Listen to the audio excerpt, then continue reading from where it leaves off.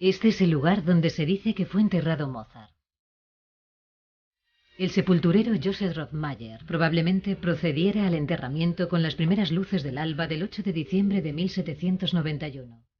El cuerpo de Mozart había sido trasladado desde la Catedral de San Esteban, justo después del anochecer del día anterior, siguiendo el procedimiento habitual. El cementerio de St. Marx, nuevo por aquel entonces, está situado a algo más de una hora de camino desde el centro de Viena, por razones de higiene, pero también porque el emperador deseaba evitar las pompas fúnebres excesivas.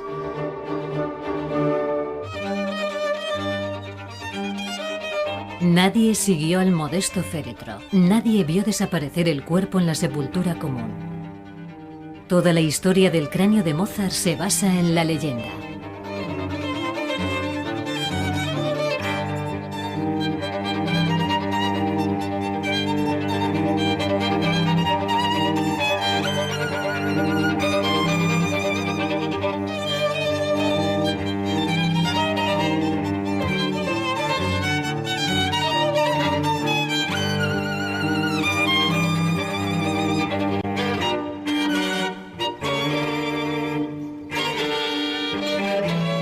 Mozart permaneció enterrado en el cementerio de St. Marx durante solo 10 años, hasta que el sepulturero Rothmayer tuvo que exhumar el cuerpo para hacer sitio a otro enterramiento. Enterró los huesos deprisa y se quedó con el cráneo, un caso claro de expolio de sepultura. A la muerte del enterrador, su oficina y el cráneo pasaron a manos de su sucesor, Joseph Ravchov. Se dice que Ravchov entregó el cráneo a su amigo Jacob Hill como obsequio en 1842. Por aquel entonces Mozart ya llevaba medio siglo muerto.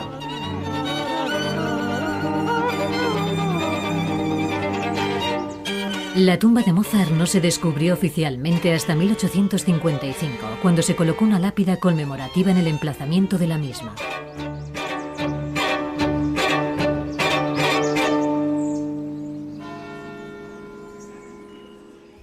Cuando el reloj marcaba las 6 de la mañana en la Catedral de San Esteban de Viena, el barbero ya iba de camino hacia la casa de Mozart. La casa de Fígaro en Domgasse es la única residencia de Mozart que sigue existiendo en la actualidad. Todas las mañanas el barbero despertaba al compositor y le ayudaba a vestirse. A Mozart le gustaba madrugar para aprovechar las horas de luz. Las primeras horas del día las dedicaba a componer. Mozart componía muy rápido. Debió escribir alrededor de 2000 notas diarias para crear tantas obras durante su corta vida. Su catálogo de obras contiene 626 composiciones, incluyendo 30 conciertos para piano, 41 sinfonías, 17 óperas, comedias musicales y mucho más.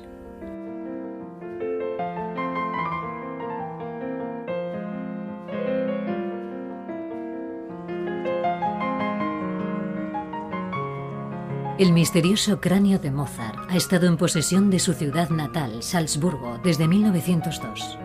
El cráneo estuvo expuesto en la casa donde nació hasta 1940. Después se consideró que tal exposición era de un gusto cuestionable y se guardó en la cámara acorazada de la Fundación Mozarteum. Desde entonces solo han podido acceder al supuesto cráneo de Mozart los científicos, quienes han demostrado su autenticidad muchas veces, refutándola también otras tantas. El llamado cráneo de Mozart está siendo preparado para un viaje memorable.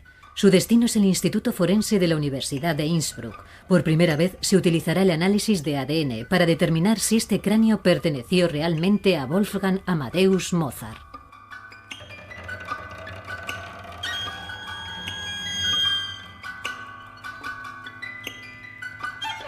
De este modo da comienzo la búsqueda de pistas del caso Mozart.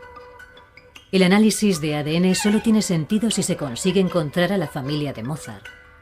Por esa razón, se está preparando la sepultura de la familia Mozart en el cementerio de San Sebastián en Salzburgo para su exhumación, con la autorización de la ciudad de Salzburgo, por supuesto.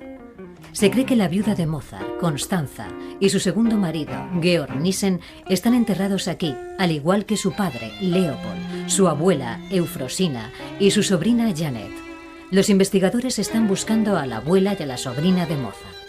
En casos históricos como este solamente interesan los parientes femeninos, porque el ADN materno es el único que se transmite sin alteraciones.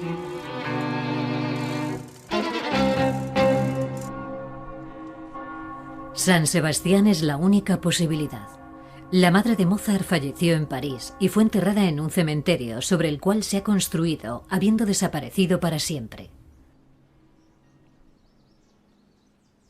En Salzburgo también se encuentra la tumba de la hermana de Mozart, Ana María, conocida por Nannerl. Fue enterrada en una tumba común del cementerio de San Pedro. Sus restos ya no se conservan porque este tipo de sepulturas han sido normalmente vaciadas en muchas ocasiones para hacer sitio a otros cuerpos.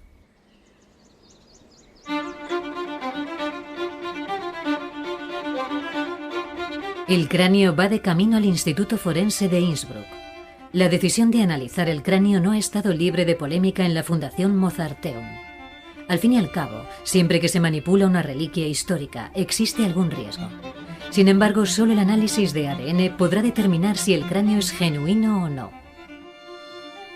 Además, en el fondo, la Fundación no cree que su misión deba ser la de honrar una reliquia cuestionable, sino más bien la de cultivar activamente la obra de Mozart.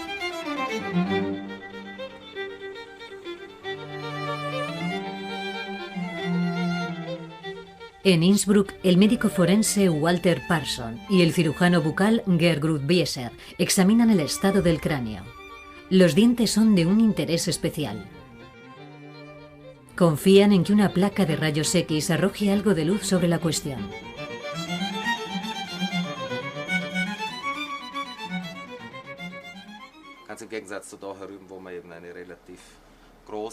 Para los rayos X se utilizan dos dientes intactos. Cualquier deterioro del esmalte puede contaminar la pulpa dental, inutilizándola para su análisis. Con un material tan antiguo, el éxito del proyecto podría ser incierto. Confío en obtener algún resultado. En otras palabras, confío en encontrar ADN suficiente en el diente para poder producir algún resultado. Una vez extraídas las muestras comparativas, lo sabremos con seguridad. Para garantizar la objetividad de los resultados, todas las pruebas se llevan a cabo por duplicado. El colega de Parson se encuentra en Estados Unidos. Tom Parson, de AFDIL. Hola Tom, soy Walter. Hola Walter, ¿cómo estás? Muy bien, ¿recibiste las radiografías? ¿Las has examinado? Sí, las tengo aquí en el ordenador. Creemos que los dientes 4 y 5 del lado derecho podrían ser una buena opción. Muy bien, parecen estar relativamente intactos y no hay signos visibles de rotura.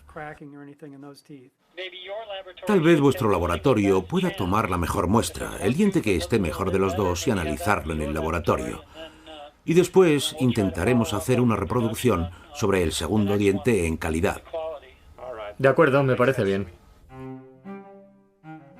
El cráneo de Mozart se analizó por última vez para determinar su autenticidad a comienzos de los años 90 en el Departamento Antropológico del Museo de Historia Natural de Viena.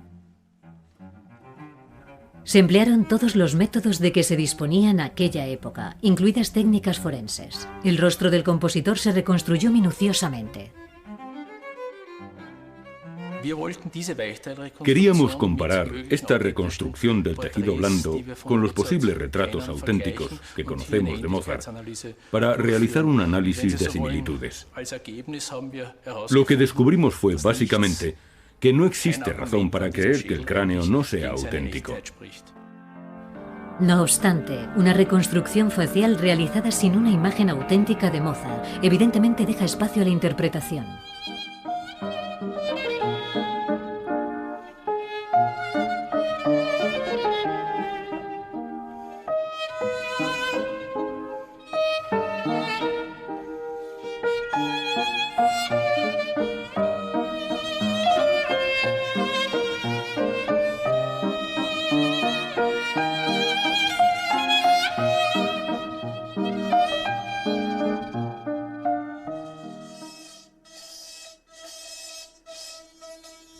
En el Instituto de Medicina Forense de Innsbruck, los científicos se disponen a extraer dos dientes del cráneo. Uno permanecerá ahí, mientras que el otro se enviará al experto de Estados Unidos. La extracción de los dientes es una labor delicada, porque se encuentran firmemente adheridos al hueso de la mandíbula. Intentémoslo de nuevo a ver qué podemos hacer. ¿Sale? No. Todavía no.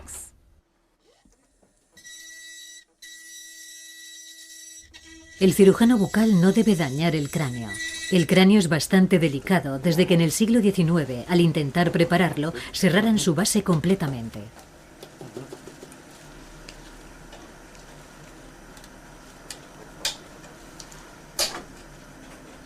Ya cede.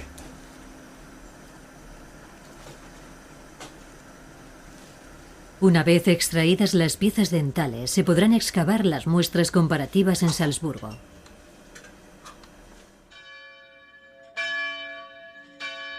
La sepultura de la familia Mozart ya fue abierta una vez hace más de 100 años.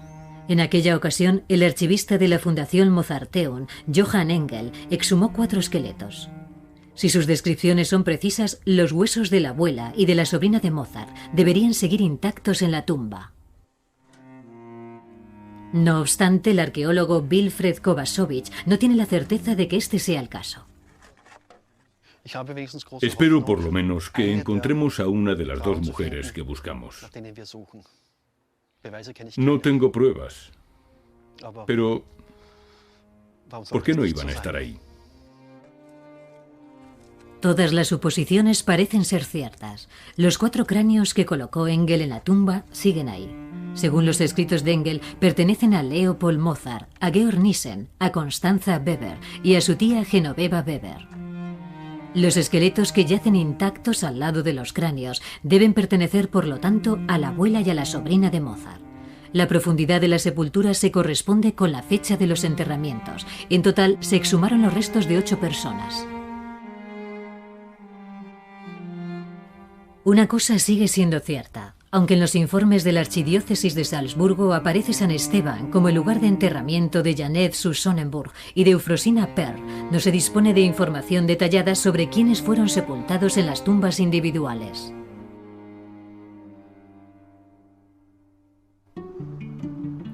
Laboratorio de Identificación de ADN de las Fuerzas Armadas de los Estados Unidos en Rockville, Maryland. Tom Parson es un experto en casos históricos. Fue Parson quien demostró hace algunos años que los restos del último zar de Rusia y de su familia eran auténticos. En el laboratorio también se lleva a cabo la identificación de restos de soldados. En un congelador gigante se guardan más de 4 millones de muestras de sangre de miembros del ejército.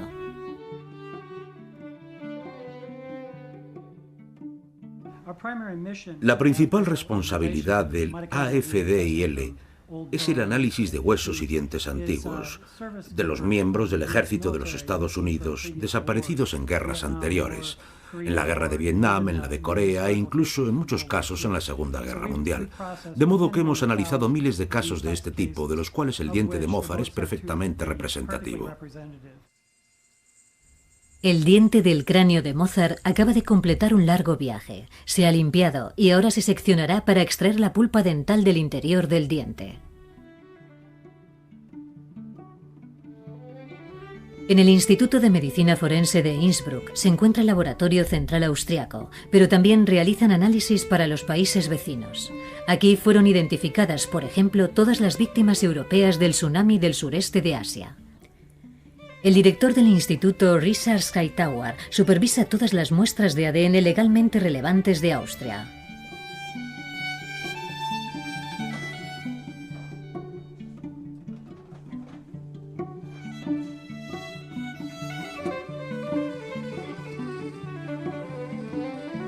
Hightower y Parson esperan extraer el máximo posible de pulpa, pero no deben destruir el esmalte.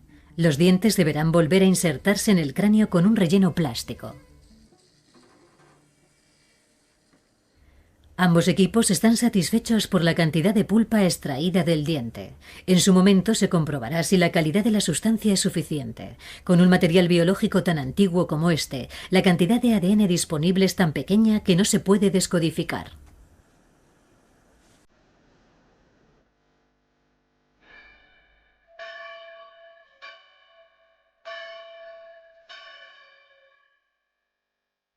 El 27 de enero de 1756 nacía Wolfgang Amadeus Mozart en esta casa. Era el 7º y último hijo de Ana María y Leopold Mozart. Solo 2 de sus hijos sobrevivieron. Wolfgang Amadeus nació en una familia poco corriente. A sus padres Leopold y Ana María se les consideraba la pareja más atractiva de Salzburgo, y su matrimonio era una de las pocas relaciones de la época que estaba verdaderamente basada en el amor. No tardaron en descubrir que su hija, Nannerl, poseía un don especial para la música, pero sería su hijo pequeño quien asombraría al mundo entero con su talento, ya incluso de niño. Leopold Mozart ha recibido muchas críticas por el modo en que comercializó los prodigios de su hijo, pero aquellos viajes concedieron a los niños la oportunidad de familiarizarse con otros países y otras lenguas. Nunca vieron el interior de una escuela. Su padre fue su único maestro, extraordinario por otra parte. Su método para violín se hizo muy popular en aquella época y todavía se sigue utilizando hoy en día.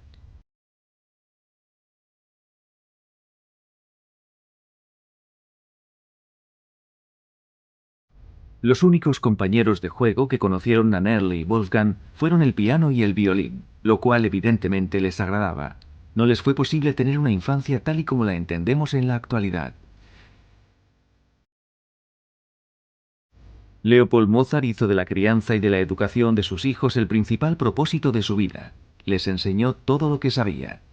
El padre de Mozart no era en absoluto meramente músico, también sentía interés por la filosofía, las lenguas, la literatura, la historia y la política. Su biblioteca moldeó la educación de sus hijos desde el principio.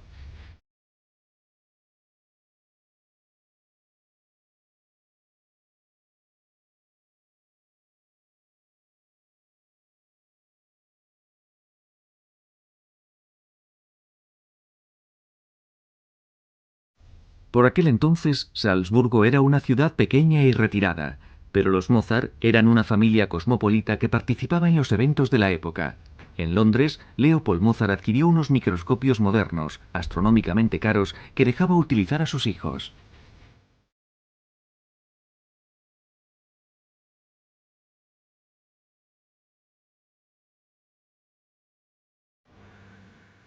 En Innsbruck, el análisis de ADN del misterioso cráneo de Mozart entra en la siguiente fase. Se produce una solución con la pulpa dental que será sometida a un complejo proceso químico para prepararla para el análisis definitivo.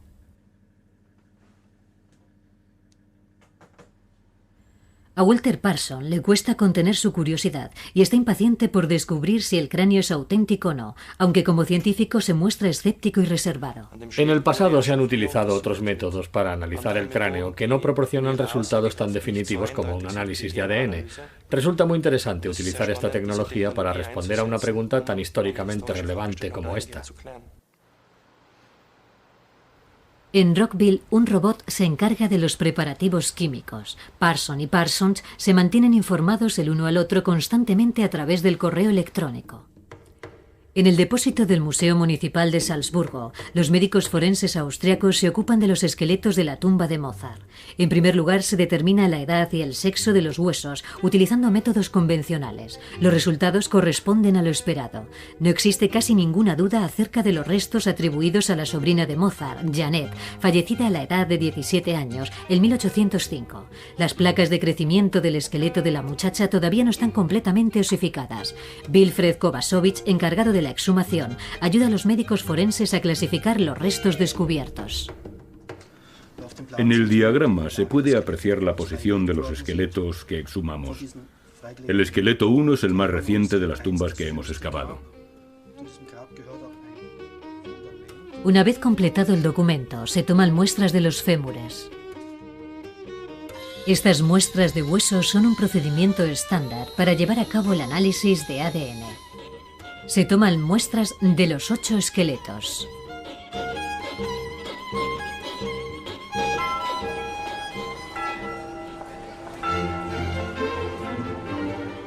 En Salzburgo, Mozart ya era un jovencito.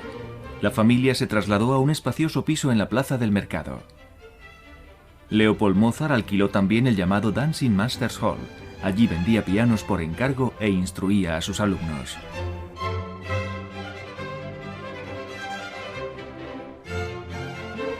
Más que conciertos, en la casa se podían escuchar disparos e impactos de proyectiles. A la familia Mozart le encantaba jugar al tiro al blanco. Utilizaban un tipo de pistola de aire comprimido para acertar en las dianas. Ana María mencionaba este pasatiempo en sus diarios más que los conciertos. Los discos de la diana se colocaban siguiendo exactamente las instrucciones de Mozart. Aquí vemos a su hermana Nannerl con el Fox Terrier Pimper y a un hombre observando las posaderas de otro. Por aquel entonces ya había cumplido los 20 años, y evidentemente Mozart empezaba a sentirse oprimido en Salzburgo. Pensaba que esta no podía ser la ciudad donde iba a pasar el resto de su vida, entre otras cosas porque no disponía de una buena orquesta ni de un teatro de ópera. Este conflicto se manifestó claramente cuando la persona que daba empleo tanto al padre como al hijo fue sustituida por otra. Los Mozart trabajaban como músicos de la corte para el príncipe arzobispo de Salzburgo. Mientras que el anterior príncipe arzobispo Schrattenbach otorgaba generosamente a la familia Mozart largos meses de vacaciones para sus giras de conciertos, su nuevo jefe puso fin a tales extravagancias. El príncipe arzobispo Colleredo trataba a los músicos como si fueran lacayos. La familia Mozart coincidía en que este papel quedaba por debajo de ellos. Sin embargo, el padre, Leopold, nunca cuestionó su compromiso. Este no fue el caso de su hijo. La madre de Mozart falleció en 1778 en París. 3 años después, el joven Mozart se separaría de la familia para siempre. Mozart deseaba ser libre. Viajó a Múnich para dirigir el estreno de su ópera Idomeneo y nunca regresó a su ciudad natal de Salzburgo.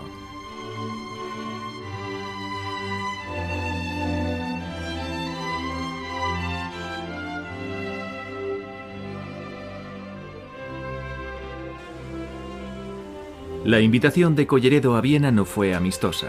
Al fin y al cabo, Mozart había prolongado sus vacaciones 3 meses. Colleredo estaba residiendo en la Deutsche Ordenhaus, casa de la Orden Teutónica en Viena, y necesitaba a Mozart para los conciertos. Mozart llegó a Viena agotado por el largo viaje y se le ordenó que se sentara al piano inmediatamente. En una carta a su padre se quejaba amargamente de Colleredo calificándole de burdo. La animadversión de Mozart hacia el arzobispo crecía. Solo se le proporcionó una pequeña habitación y se le obligaba a comer en la mesa de los sirvientes y barberos. Las comidas y el sueldo irrisorios que percibía los consideraba una afrenta.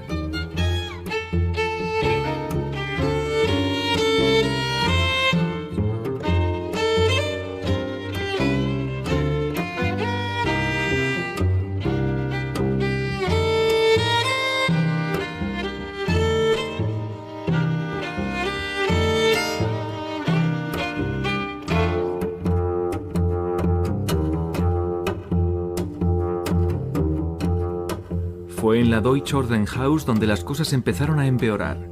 Mozart escribió una petición solicitando que lo liberaran de sus responsabilidades.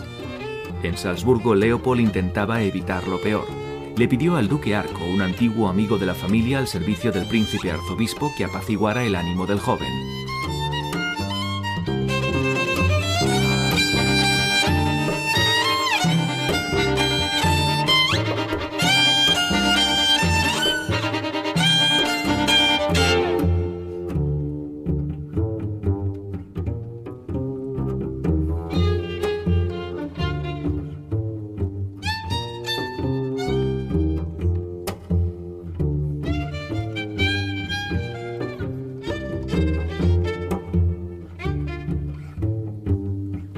Mozart decidió arriesgarse. No dejaba de acosar al duque pidiéndole que le dispensara de sus obligaciones hasta que el duque también perdió los nervios.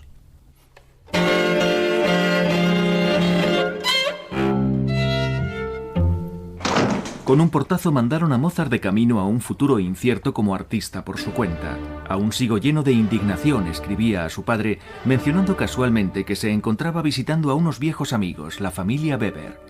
Mientras que a su padre le saltaron las alarmas al recibir tales noticias, Mozart describía su futuro de color de rosa, unos ingresos potenciales como profesor con los que nunca había soñado y un rápido ascenso como pianista. Con mucha confianza describía Viena como la tierra del piano.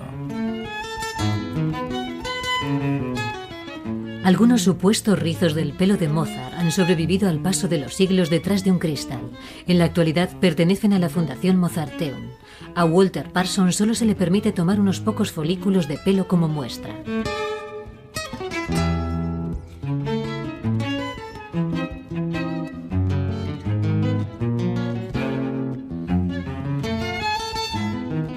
La idea es extraer información genética del cabello. Sin embargo, el éxito de este proyecto es incierto, pues el ADN suele estar destruido en los folículos de un pelo tan antiguo como este. Aunque se fracase en el intento, el cabello podría, no obstante, revelar algunos detalles acerca del estilo de vida de su propietario. Al principio Mozart se encontraba sin un céntimo en Viena. Se trasladó a una habitación de la residencia de la familia Weber en Milchgasse. Mozart contaba jubiloso a su padre que podía sentarse a la mesa sin vestir, lo cual le permitía componer constantemente. Las 2 de la tarde era la hora de almorzar para Mozart.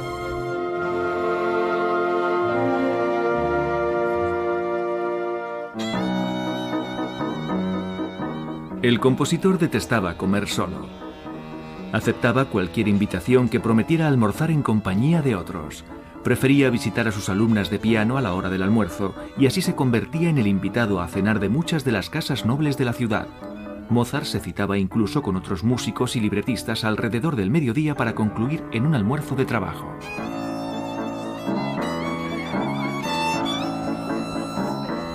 Por las tardes Mozart raramente permanecía en casa. Era un hombre sumamente sociable y nunca rehusaba la oportunidad de asistir a una fiesta. El compositor no parecía necesitar mucho tiempo para el descanso, la contemplación y la reflexión.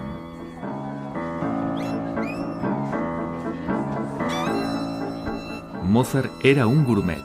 En sus cartas hablaba con pasión de la deliciosa carbonade, de capones tiernos y de buen pescado. Muchas de las referencias eran casi de naturaleza disipada. No en vano, Mozart ya lucía papada a la edad de 30 años.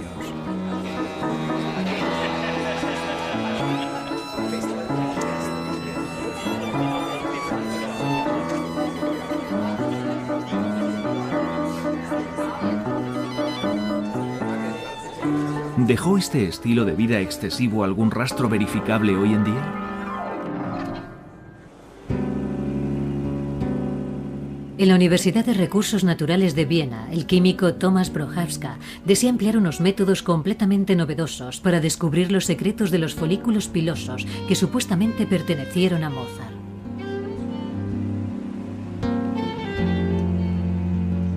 Se proyecta un rayo láser sobre cada una de las muestras para separar una capa de la superficie tan fina como una cuchilla de afeitar. La sustancia se evapora dentro de un espectrómetro de masa, donde las moléculas se recolocan ellas mismas según el peso y el tamaño. Esto permite visualizar todos los elementos retenidos en el cabello. El análisis se centra en los metales pesados. Existen otros elementos ahí, como el mercurio, que se empleaba ampliamente como medicamento en aquella época, en el caso de algunas enfermedades de transmisión sexual, por ejemplo. Supuestamente el padre de Mozart, que era un lego en materia de medicina, solía tratar a su hijo con medicamentos que preparaba él mismo. De manera que encontramos varios elementos, entre ellos mercurio, plomo, arsénico o antimonio, empleados también como medicamento. Cuando sus hijos estaban enfermos, Leopold Mozart supuestamente les suministraba una sustancia denominada polvo de margrave, una atrevida mezcla compuesta, según cuentan, de unicornio, momia y mercurio. Este metal pesado tóxico se empleaba en numerosos medicamentos de la época. El envenenamiento por mercurio provoca depresión, fiebre, escalofríos, sarpullidos y en algunos casos incluso la muerte.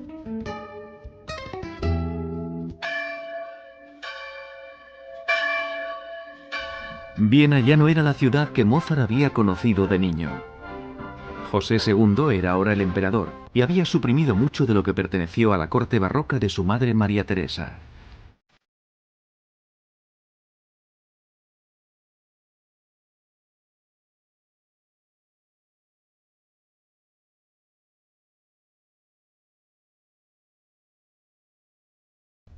Al joven emperador no le preocupaba la etiqueta de la corte. Recortó gastos drásticamente. Mozart lo consideraba un avaro, aunque el emperador y el músico siempre se dirigieron el uno al otro con respeto. José II reverenciaba a Mozart, pero se negaba a conceder al compositor el puesto remunerado en la corte que Mozart deseaba.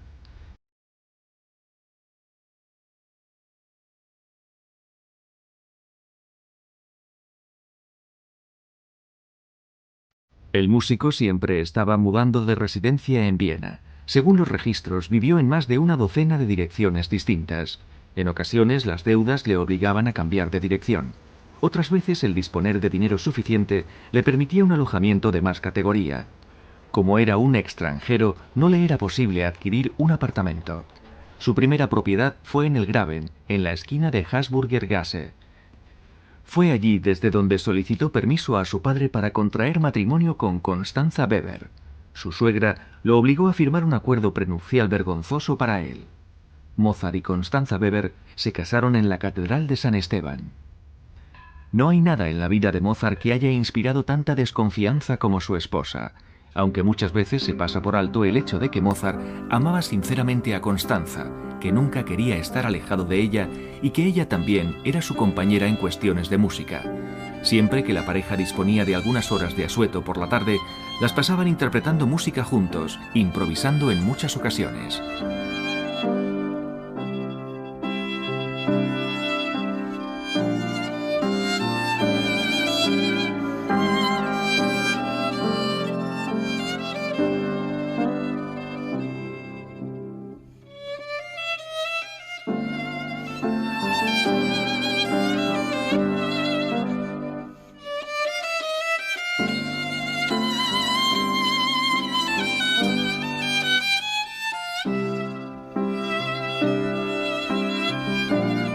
La familia Mozart llevaba una vida ajetreada. Debido a todos los viajes y conciertos, constantemente estaban haciendo el equipaje, yendo de un sitio para otro. Después de pasar algunos meses viviendo en la plaza Judenplatz, llegó el momento de mudarse otra vez. Uno de los siguientes lugares de residencia de Mozart sería el Trattnerhof en Graben, un edificio muy moderno para la época que hasta contenía un salón de conciertos. En 9 años de matrimonio, Constanza dio a luz a 6 hijos, de los cuales solo 2 sobrevivieron. Debido al alto índice de mortalidad infantil de aquella época, los padres no reconocían verdaderamente a sus hijos hasta su 2.o 3.er año de vida. Pero los Mozart sufrían cada vez que se les moría un bebé. Los dos nos sentimos muy apenados por el pobre y querido niño gordito, escribió. El pequeño fue enterrado en el cementerio de Matzleinsdorf. La historia del cráneo del cementerio de Salmars siguió envuelta en misterio durante las décadas siguientes al fallecimiento de Mozart. Su existencia no se conoció hasta mediados del siglo XIX. El rastro de la calavera volvió a recuperarse en el llamativo edificio de Viena, el Narrenturm, o la Torre del Loco, construida por mandato del emperador José II. Por aquel entonces el edificio albergaba pacientes con enfermedades mentales. En la actualidad se conservan en la torre colecciones anatómico-patológicas. Una de las más amplias es la colección Hill, a la cual perteneció originalmente el cráneo de Mozart. Joseph Hill fue un conocido profesor de anatomía del siglo XIX y coleccionista ávido de calaveras humanas. Su colección contaba con más de 400 especímenes, incluyendo los cráneos de varios personajes célebres. De aquellas calaveras destacadas solo quedan los moldes expuestos en las estanterías. La llamada réplica de Mozart contiene la inscripción que hace ya mucho tiempo se desvaneció en el original. Hill era un personaje célebre, adinerado y egocéntrico cuando el cráneo de Mozart llegó a su poder. En Modlin, cerca de Viena, se le encargó al especialista en anatomía la inspección de una serie de cráneos inusuales del osario que había allí, y así fue como entabló amistad con el alcalde Schoffel de Modlin. Schoffel convenció a Hill, quien no tenía hijos, para que fundara un orfanato en Modlin. Después de la muerte de Hill, la fundación heredó toda su fortuna, incluyendo el cráneo de Mozart. El cráneo no estuvo presente en el orfanato durante una serie de años, pero acabó volviendo allí en 1902 y Schoffel lo donó a la ciudad de Salzburgo.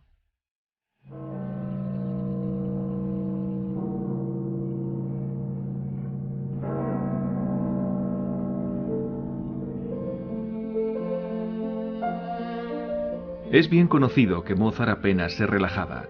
Sin embargo, le gustaba leer. Y leyó mucho. Siempre que una fiesta le aburría, se retiraba con un libro. La biblioteca del compositor revela sus múltiples intereses. Igual que hiciera su padre, Mozart adquirió libros para su hijo, un atlas y un libro de geografía elemental para niños. El compositor leía obras de filosofía y conocía a algunos de los autores personalmente. También le interesaban la historia natural y las obras espirituales y de entretenimiento. Naturalmente muchos de sus libros eran libretos, los cuales leía con frecuencia buscando siempre nuevo material para sus óperas.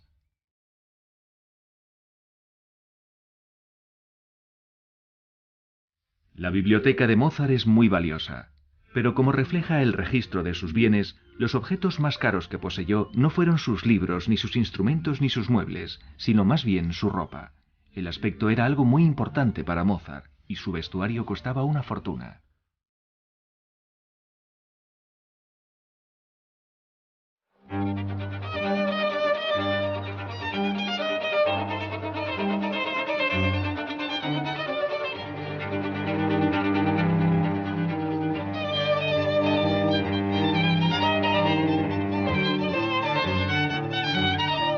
Mozart y el dinero, un tema complicado.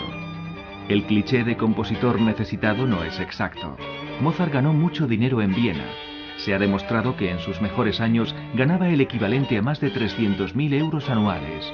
Incluso en los años malos, durante la Guerra Turca, siguió ganando alrededor de 100.000 euros.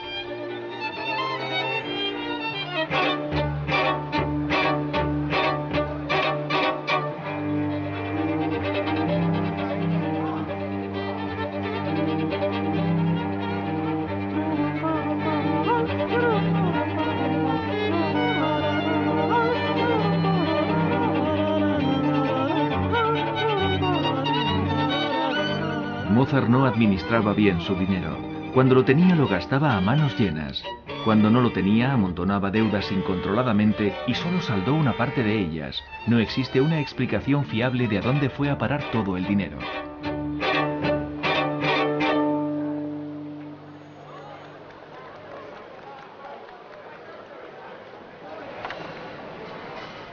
El químico Thomas Prochaska, de la Universidad de Recursos Naturales de Viena, ha analizado no solo el supuesto cabello de Mozart, sino también los dientes y los fragmentos de hueso de la tumba de la familia del compositor. El análisis de los dientes suscita un interés especial, porque contienen un archivo de información sobre la infancia del sujeto. En los dientes se almacenan concentraciones de todas las sustancias. Extrajimos un fragmento muy pequeño de esmalte del diente de Mozart para su análisis. En este diminuto fragmento observamos dos fenómenos muy interesantes en relación al cráneo. La concentración de antimonio es muy alta en el esmalte de este diente en comparación con otros individuos del mismo período. Y lo mismo sucede con la concentración de arsénico. Este resultado corresponde a la infancia de Mozart y a sus primeras enfermedades. El químico también visitó el depósito del Museo de Salzburgo para tomar muestras de cada uno de los esqueletos exhumados de la sepultura familiar. Los últimos 10 años de la vida de una persona fallecida quedan almacenados en sus huesos. Aquí lo interesante es que la concentración de plomo en los huesos del cráneo que atribuimos a Mozart es significativamente inferior a la de otras muestras del mismo período. Esto podría deberse a varias razones. Lo más probable es que este individuo viviera circunstancias completamente diferentes. En otras palabras, que tuviera un estilo de vida diferente y una alimentación también distinta. Pudo haber bebido menos vino o menos agua de las cañerías de plomo. Por lo tanto, el supuesto cráneo de Mozart está libre de metales pesados. Sin embargo, las muestras de la tumba de Salzburgo están contaminadas. ¿Tuvo Mozart un estilo de vida más saludable que sus familiares? Los folículos pilosos reflejan la situación actual del momento en que fueron cortados. Cuando examinamos los folículos pilosos de Mozart, generalmente no encontramos niveles significativamente elevados de ningún metal pesado. En otras palabras, no se aprecia envenenamiento agudo en ninguna parte, además del mercurio. En uno de los cabellos encontramos una concentración muy alta de mercurio, lo cual indudablemente indica que en cierto momento de su vida ingirió una cantidad muy elevada de mercurio, en forma de veneno o de medicamento que contuviera esa sustancia.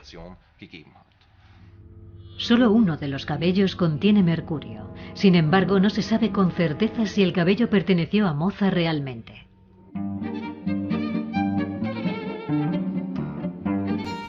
Mozart tenía una sala de billar para su uso particular. La mesa de billar era una de sus posesiones más valiosas. Le gustaba jugar y lo hacía con frecuencia. ¿Era Mozart un buen jugador? Su propia opinión difiere de la de sus contrincantes. Como siempre, apostaba dinero. Debió perder enormes sumas repetidamente.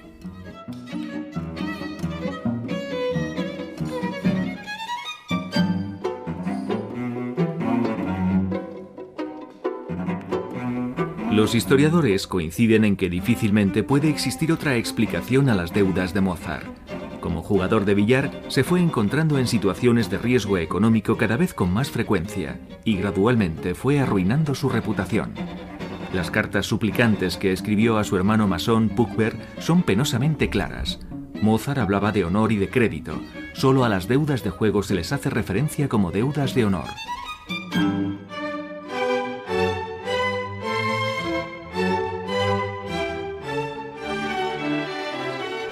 Aunque Mozart era toda una estrella en Praga y se le invitaba con frecuencia a Rusia y a Inglaterra, su reconocimiento no alcanzó la misma altura en Viena. El emperador solo requería sus servicios como compositor de cámara. Se le encargaba componer música para la corte y los bailes de máscaras, de manera que compuso danzas y minuetos. Estos mismos bailes se consideraban pasados de moda durante el mandato de José II.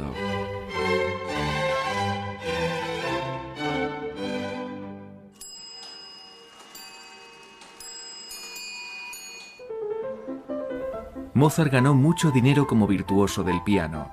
Cuando más éxito alcanzaba era cuando él mismo interpretaba la música. Como cualquier estrella, Mozart solo tocaba su propio instrumento.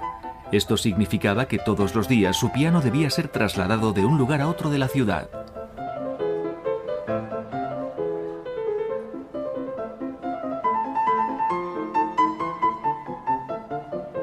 Molesto e impresionado al mismo tiempo, el padre de Mozart, Leopold, escribió a su hija Ana María: «Me resulta imposible describir tanta molestia e incordio. El piano de cola de tu hermano ha sido trasladado de la casa al teatro o a otra casa al menos 12 veces desde que estoy aquí».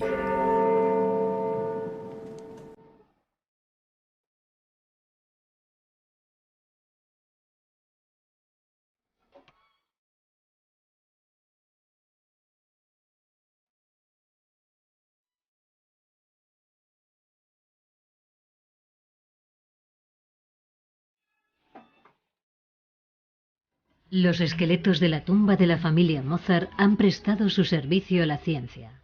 El arqueólogo Kovačević los prepara para volverlos a inhumar. Deposita los huesos en unos contenedores resistentes a la corrosión. Todos los detalles de la exhumación han quedado documentados para el futuro en el Archivo Municipal de Salzburgo.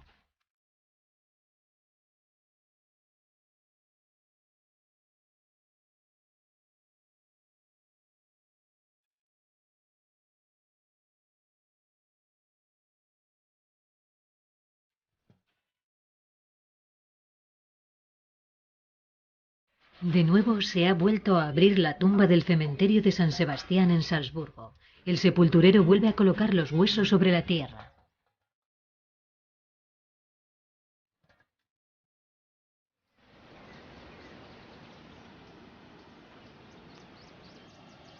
En el nombre del Padre, del Hijo y del Espíritu Santo. Amén.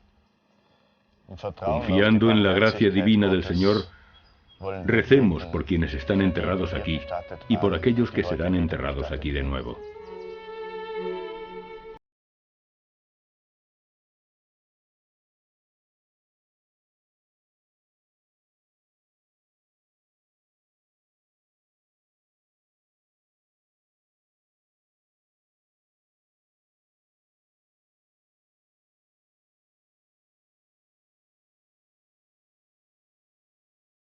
Colocan las lápidas en su lugar. Sin embargo, no existe la certeza de que los nombres que aparecen en la lápida correspondan a las personas enterradas en la tumba. Es hora de aclarar su identidad.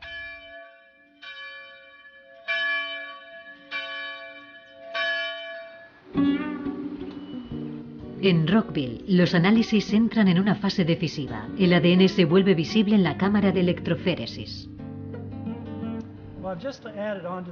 Acabo de introducir en este instrumento un disco con las secuencias que hemos obtenido del diente de Mozart. Han sido sometidas a unas reacciones químicas que ahora, una vez introducidas en el equipo, nos permitirán leer base por base la información con toda precisión. Lo que estamos haciendo con este instrumento es leer el contenido genético de Mozart.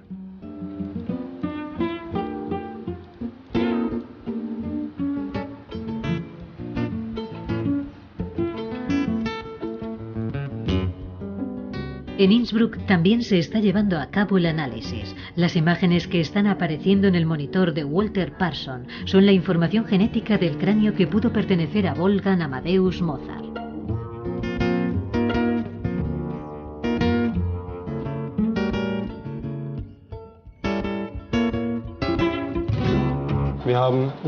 Estamos obteniendo unas señales inesperadamente altas, que pueden deberse al hecho de que hayamos extraído una gran cantidad de ADN del diente y de que hayamos podido analizar el ADN mitocondrial.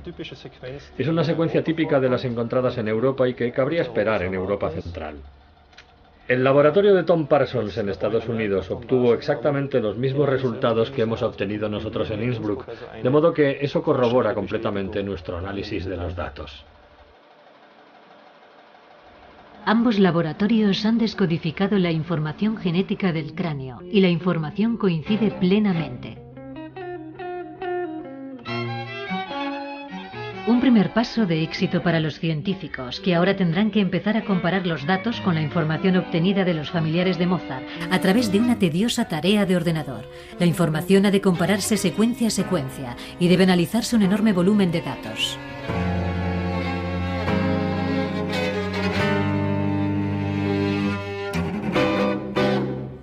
Walter Parson explica que los individuos deberán ser relacionados entre sí utilizando la información genética maternal. Los individuos que tenemos aquí a nuestra disposición, Eufrosina y Janet, forman una línea mitocondrial. En otras palabras, deben ser relacionados a través del ADN mitocondrial y poseer el mismo ADN mitocondrial. Si el cráneo perteneció realmente a Mozart, deberá tener el mismo ADN mitocondrial que las dos mujeres. Los resultados han demostrado, sin embargo, que el cráneo tiene una secuencia pre-HV, una secuencia típicamente europea, mientras que Eufrosina, la abuela, tiene una secuencia H152 y Janet una secuencia H16294. Esto significa que podemos descartar que estos tres individuos estén emparentados entre sí. Es decir, al menos uno de estos dos supuestos familiares, Eufrosina o Janet, no es auténtico. Entonces, ¿quién está enterrado en la tumba de la familia Mozart? ¿La abuela? ¿La sobrina o ninguna de las dos? Es probable que al menos uno de los dos esqueletos pertenezca a la familia de Mozart. Es posible que se intercambiaran los huesos durante la exhumación en el siglo XIX. Los médicos forenses de Innsbruck han ampliado la investigación. Intentamos aclararlo analizando otros huesos. Analizamos todos los huesos, tanto del lado derecho como del lado izquierdo de la tumba, y llegamos a la conclusión de que ninguna de las personas que estaban allí enterradas parecían estar emparentadas entre sí. En otras palabras, la identidad de las personas enterradas en la tumba de la familia de Mozart es un gran misterio. No es posible determinar si el cráneo perteneció a Mozart, porque ninguna de las personas enterradas en esta tumba están emparentadas entre sí. Durante mucho tiempo existieron dudas acerca de las inscripciones de la tumba. Es posible que Leopold Mozart fuera enterrado en una sepultura común, como se indica en la historia familiar de la familia Berthold zu Sonnenburg. Naturalmente no existe ninguna prueba que lo demuestre. El supuesto cabello de Mozart ofrece una última oportunidad de comparación. El análisis del cabello arrojó resultados similares. En ambos casos disponíamos de resultados utilizables. Ambos procedían de personas no emparentadas entre sí. Ninguna estaba relacionada con la persona a quien perteneció el cráneo. Fallece Mozart. El 20 de noviembre de 1791 Mozart se acostó sintiéndose enfermo. Sufría un ataque agudo de reumatismo. Los médicos lo trataron con paños fríos, sangrías y vomitivos para inducir el vómito, debilitando así al compositor enfermo. Se tiene constancia de que los discípulos de Mozart, Süssmayer y Eibler, anotaron las indicaciones que les iba dando el maestro desde su lecho de enfermedad para terminar su requiem.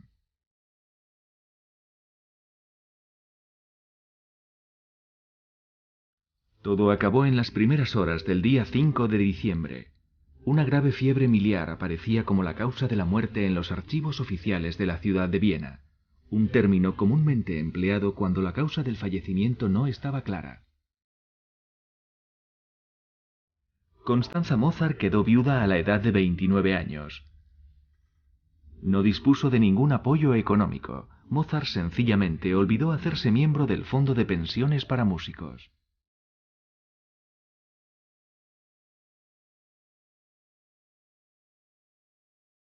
El primogénito del compositor tenía 7 años y su hijo menor ni siquiera había cumplido 6 meses de vida.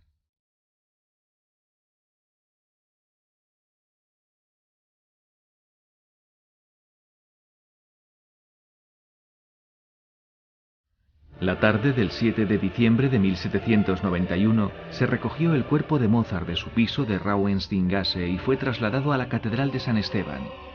Al portador de la cruz lo seguían el sacerdote y después el féretro, transportado por 4 hombres vestidos con abrigos largos. 4 niños portando faroles acompañaban al cortejo fúnebre.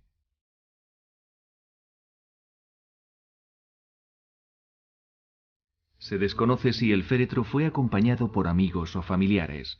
La posteridad nunca perdonó a Constanza Mozart el hecho de que no pudiera asistir a los funerales en la catedral.